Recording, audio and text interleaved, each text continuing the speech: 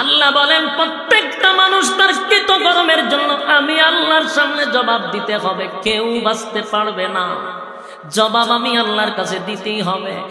আর কিয়ামতের মাঠটা এত মারাত্মক, এত একটা ভয়ানক, সেই মাঠটা এত স্বার্থপর, কেউ কারো হবে না রে। দুনিয়াতে বিপদে পড়লে কেউ না কেউ সাহায্য করে, কিয়ামতের কাঠির ময়দানে কেউ কারো সাহায্য করবে না, কেউ কারো সাহায্য করবে না।